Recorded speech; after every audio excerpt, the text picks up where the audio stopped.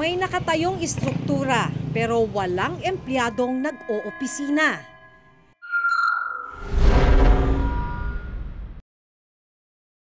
May ilang mga gamit pero ang mga kwarto abandonado. Ganito ang kalagayan ng ilang munisipyong binisita namin sa probinsya ng Lanao del Sur. Ang pinakamahirap na probinsya sa buong bansa ayon sa National Statistical Coordination Board nang huli silang maglabas ng datos noong April 2013.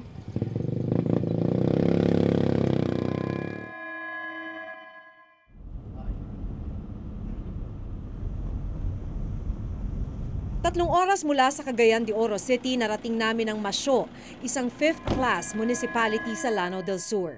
Araw ng Miyerkules ngayon kaya dapat may opisina ang munisipyo. Linggo hanggang Huwebes ang opisyal na araw ng pasok sa government offices. Yung palatandaan na ito nga yung munisipyo ng Bayan ng Masyo, itong sign na to, na itinayo raw itong municipal building na to sa termino ni Mayor Nacer Pacasum Pangandaman. Ikatlong termino na niya bilang mayor ng bayan na ito. Pasukin lang natin, 2 floors itong munisipyo ng Bayan ng Masyo. Bakante, walang tao. Dito sa may kaliwa ko, nakikita natin yung cashier.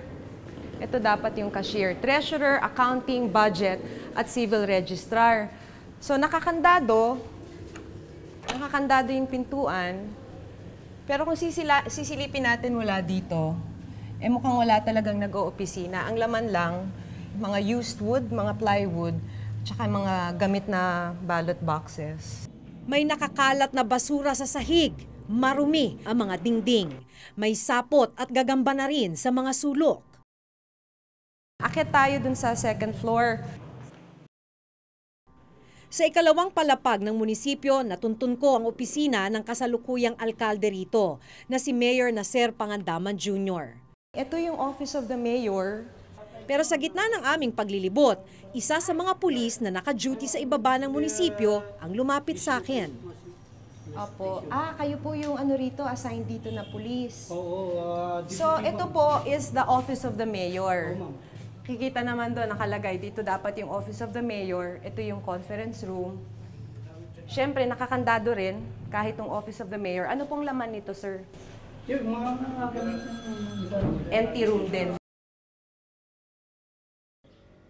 Ito naman yung session hall. So, ibig sabihin, yung session hall, dito dapat pumupunta yung mga kagawad ng bayan na to. So, dapat dito sila nagmi-meeting at pagdidesisyonan kung ano man yung mga kailangan. Maganda naman yung mga upuan.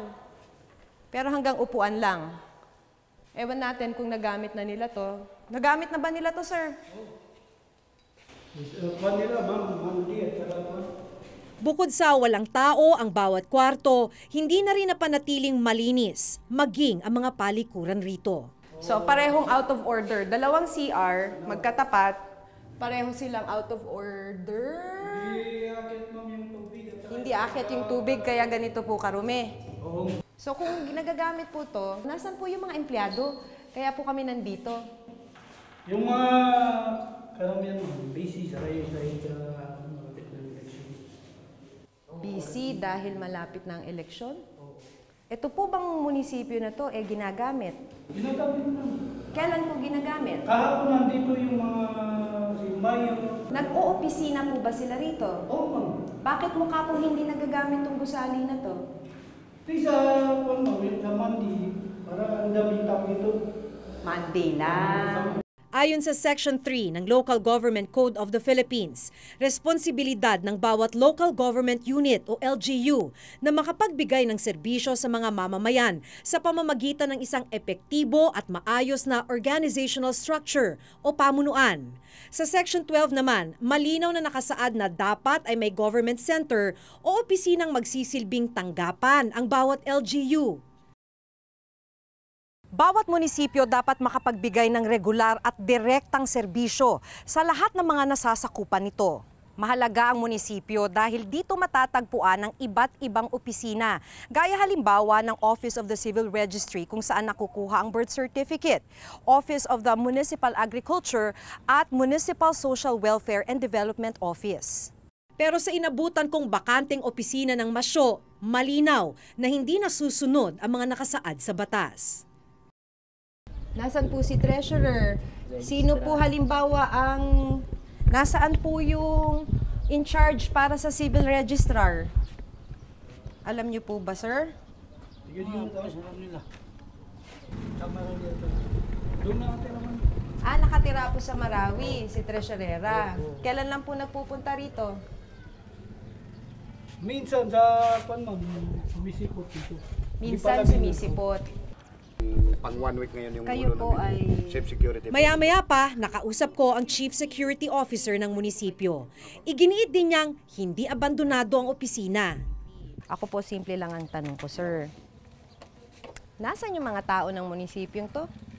Yung mga empleyado, Ilan? minsan din lahat ng empleyado pumupunta. Minsan. Hindi, dyan, ayun, yan ang bahay ko, palagi ako dyan. So tinitingnan ng opisina, yun, maraming tao, ma'am. O sir, halika. Pasok tayo, ha? Kung sinasabi niyo po na ginagamit ito, bakit ganito ang itsura nitong building niyo? Ang nangyari, ma'am, pinaremove ito kasi itong mga tiles pinalitan. Pinalitan yung Opo. tiles. Sa lagay na po na yan, pinalitan na. Itong kwan, dito linagay yung mga kwan mo na, yung mga gamit, yung mga tiles na tinanggal. Sinikap naming kunin ang panig ng kasalukuyang mayor ng Masyo na sina Ser Pangandaman Jr. kung bakit tila walang nag-oopisina sa kanilang munisipyo.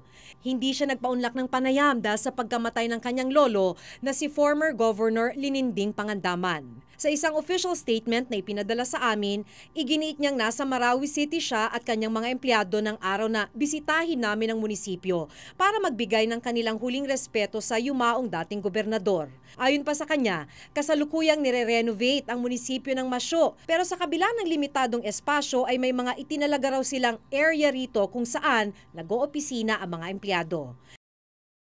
Pero bukod sa nakaraang Miyerkules ay nabisita na rin namin ang munisipyo noong Lunes. Parehong sitwasyon ang inabutan.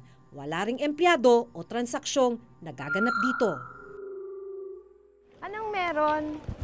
Sa patuloy kong paglilibot sa Masyo, nakasalubong ko ang tatlong inang karga pa ang kanilang mga anak. Galing daw sila sa health center para pabakunahan ang mga bata. Kayo po ba nagpupunta sa munisipyo? Oo. Kaya basta Merkulis at Lunes, immunize na sa mga bata. Dito lang po sa Rural Health Unit. Pero paano po halimbawa sa civil registrar para marehistro yung mga bata? Narehistro na po ba sila? Wala pa. Wala pa? Para Wala. sa birth certificate? Wala. Bakit po? Kasi wala man dito eh. Wala. Nakita nyo na po bang may empleyado dito sa may munisipyo? Wala eh. Nakita nyo na ba yung mayor? Itong election lang. Simula nun, wala na. Wala na. Kinumpirma rin ito ng iba pang residenteng nakausap ko. Nasubukan nyo naman na po Registro? Opo. Birth certificate po. Wala. Wala. Pero pumunta na po ba kayo sa munisipyo para humingi ng tulong tungkol doon? Oh. Pero ano hong sabi? Wala. Walang birth certificate. Sa Republic Act 6713 o Code of Conduct and Ethical Standards for Public Officials and Employees, nakasaad na lahat ng public officials and employees ay obligadong magbigay ng mabilis na serbisyo sa sino mang may kailangan nito. Sino mang lalabag dito ay maaaring magmulta ng katumbas na halaga ng kanilang sweldo para sa 6 na buwan, suspensyon na hindi lalampas sa 1 taon, o pagkakatanggal sa serbisyo depende sa bigat ng violation. Pero ang mas nakababahala, natuklasan naming hindi nag-iisa ang munisipalidad ng Masyo na may ganitong kalagayan.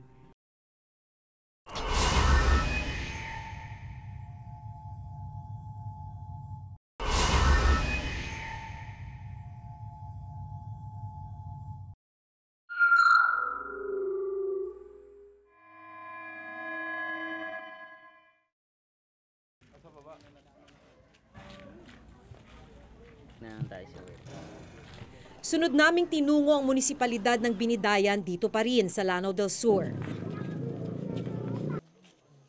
Pero dito, hindi lang isa kundi 3 ang inabutan naming istruktura. Ang unang gusali, inabutan naming nakakandado ang mismong gate. Ito raw ang pinakaunang munisipyo ng Binidayan. Pinalilibutan na ito ng mga halamang gumagapang. Mula sa gate, matatanaw mo ring may baka na nasa loob ng compound ng munisipyo.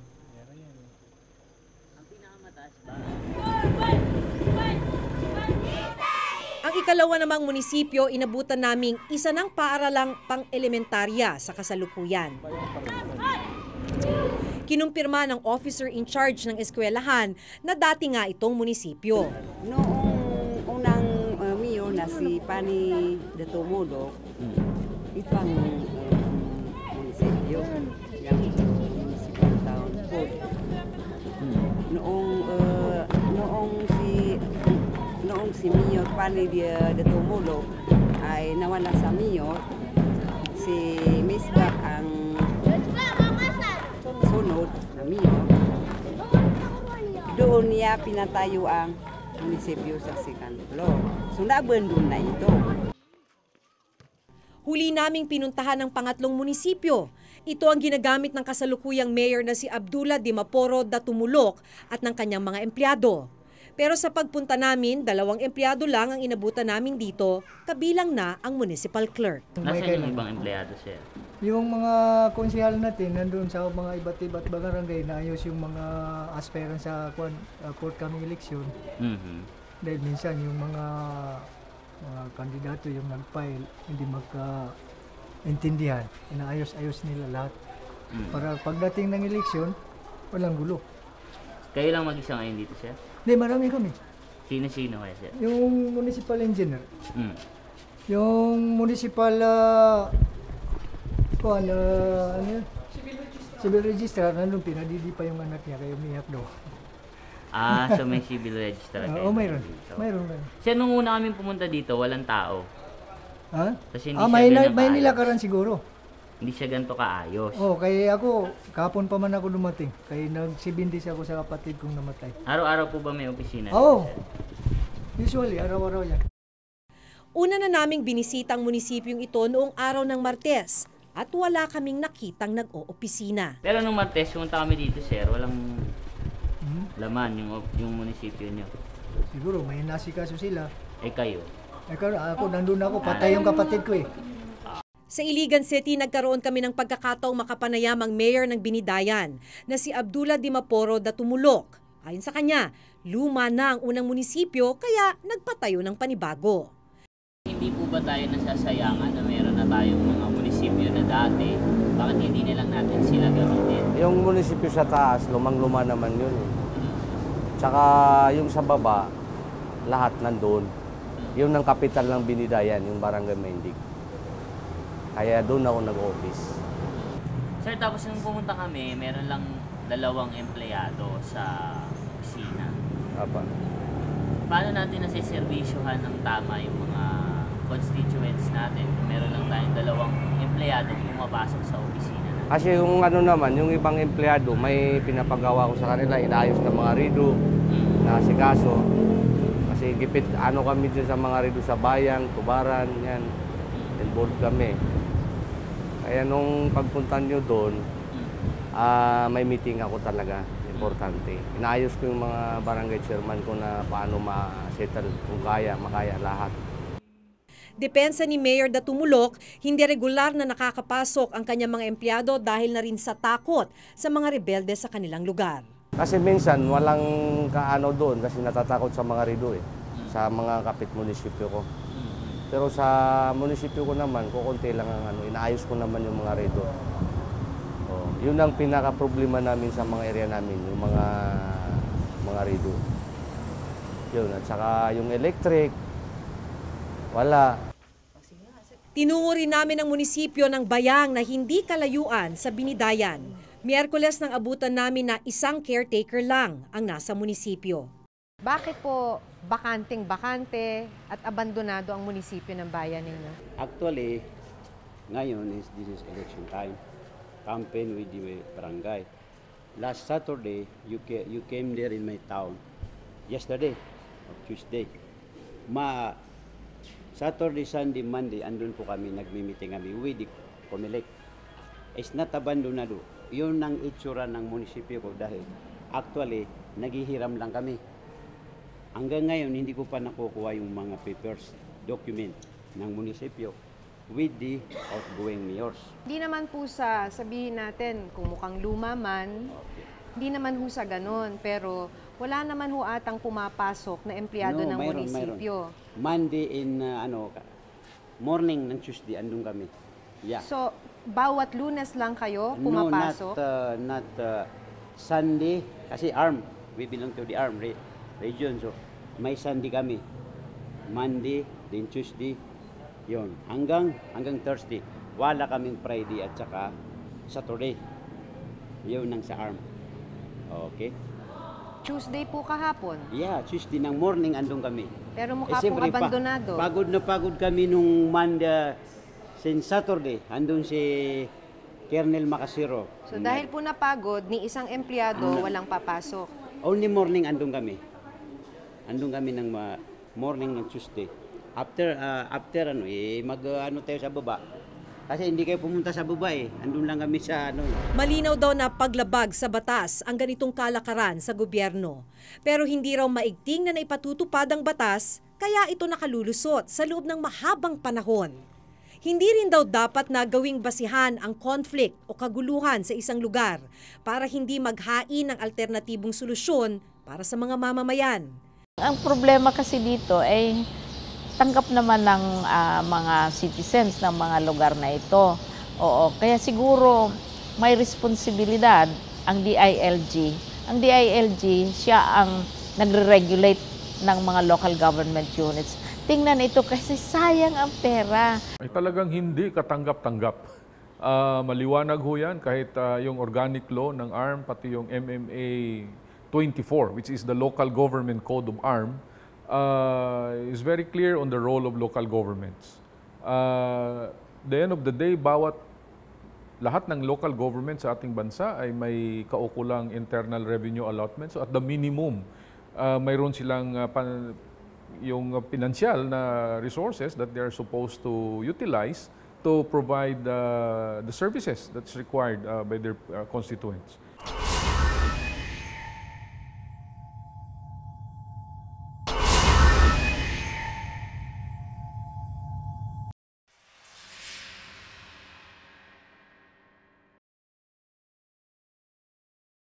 Bukod sa mga abandonadong munisipyo sa Lanao del Sur na hindi ginagamit at mistulang mga white elephant na,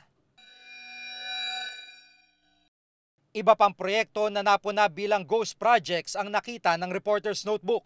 Kung pagbabasehan ng special report ng COA mula 2007 hanggang 2009, kaugnay ng mga proyektong pinondohan ng PDAF, lumalabas na bukod sa mga kinukwestyong NGO at ilang mga ahensya ng pamahalaan, maging ang mga local government unit na nagsilbing implementing agency ng mga programa ay di umano'y balot ng anomalya. Kabilang sa mga lugar na pinakamalaking pondong napunta umano sa mga questionableng proyekto ang Mandaluyong, Las Piñas at Taguig. Ilan sa mga pinuna ng COA, mga nawawalang kagamitan, benepisyaryo at supplier.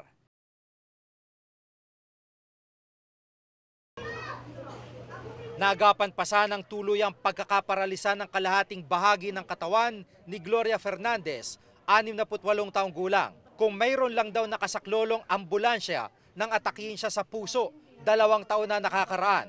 Noong nagkataon kasi na inaatake yung mami ko, yung 10 oras ng gabi. Kaya ang ginawa namin, winilchair namin sila, nag-commute kami papuntang hospital. Kasi wala kaming ambulansya rito sa South Danghari. Habang papunta kami sa yung gulong nasira, kinabit lang nung kapatid ko. Tapos wala kaming pera na pamasahe.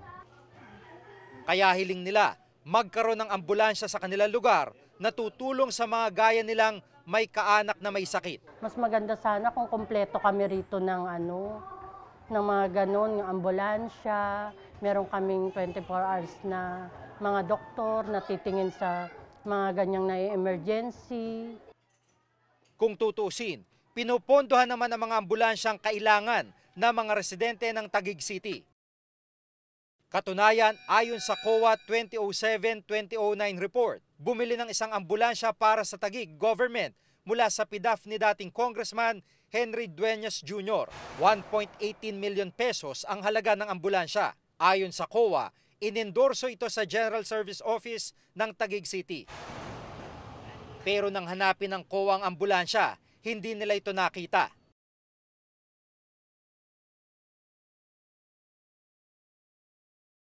Hinanap namin ng supplier ng nawawalang ambulansya, ang Every Motors Corporation.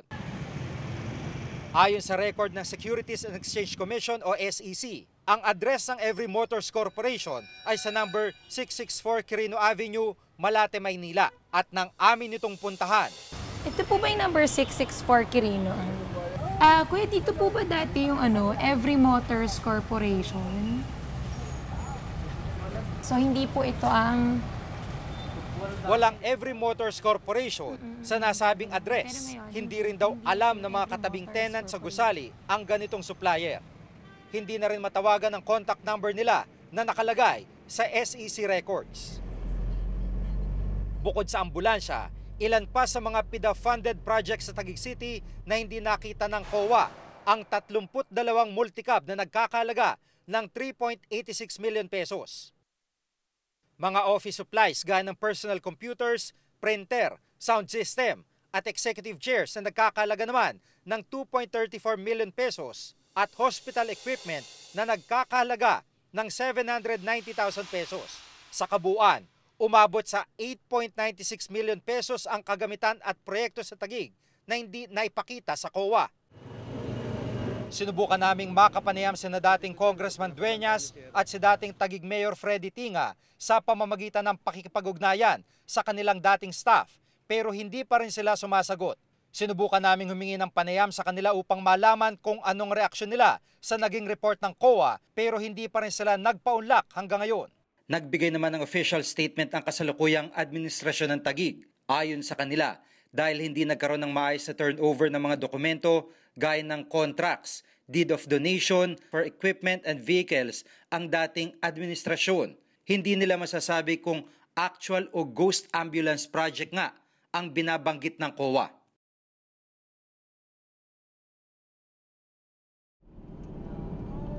Kung sa Taguig City may mga hindi may pakitang kagamitan ang kinwestiyon ng COA, sa Las Piñas naman, mga nawawalang benepisyaryo ang pinuna. Ayon sa COA, may 66 na mga individual at grupo ang inilista bilang mga benepisyaryo ng financial assistance, gaya ng scholarship at medical assistance, ang hindi matagpuan.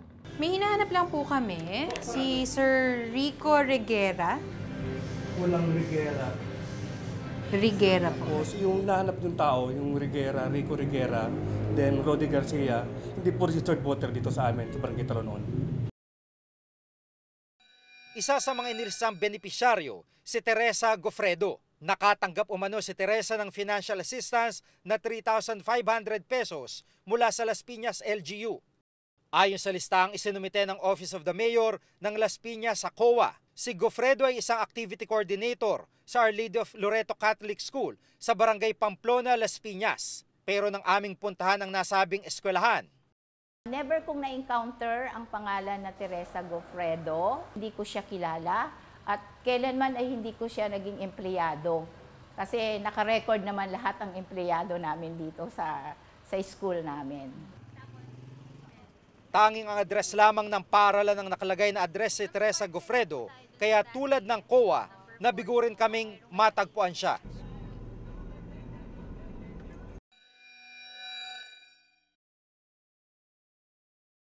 Umikot pa kami sa ibang barangay ng Las Piñas upang hanapin ang iba pang idineklarang benepisyaryo ng Las Piñas government.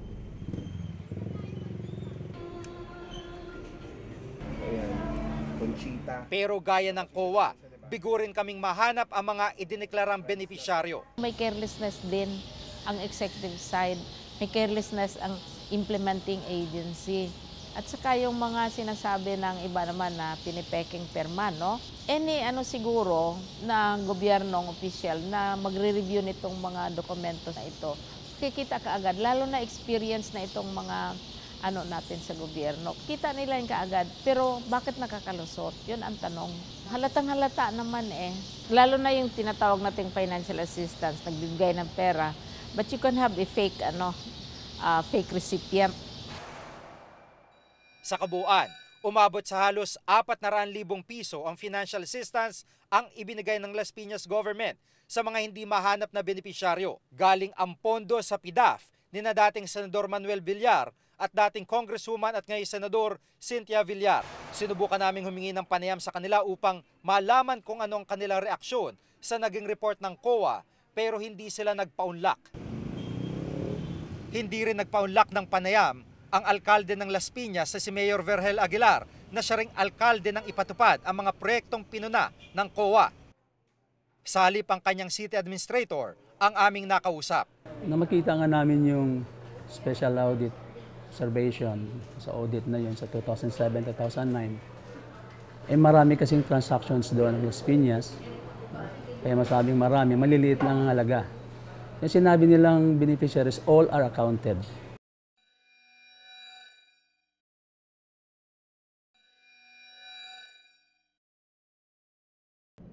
Sa Mandaluyong may mga supplier din na hindi matagpuan o ayon mismo sa COA ay may questionable existence. Isa sa mga isinumiteng supplier ng Mandaluyong City Government ang Grendel Marketing. Nagsusupply raw ito ng electrical at construction materials. Umabot sa 4.35 million pesos ang biniling kagamitan dito, pero ayon mismo sa COA, hindi mahanap sa ibinigay na address ang Grendel Marketing. Ayon pa sa COA, galing ang pondo sa pork barrel ni Congressman Neptali Gonzales II. Ayon sa COA, 151 mga supplier ang nawawala o may questionabling existence. Hininga namin ng panayam ang lokal na pamahalaan ng Mandaluyong pero tumanggi na muna silang magbigay ng komento tungkol dito. Kasalukuyan na raw kasi nilang inaayos ang mga dokumentong hinihingi ng COA upang may paliwanag ang mga napunang transaksyon. Nagpadala rin kami ng sulat sa mga opisina ni Congressman Neptali Gonzales pero hindi pa rin sila sumasagot hanggang ngayon.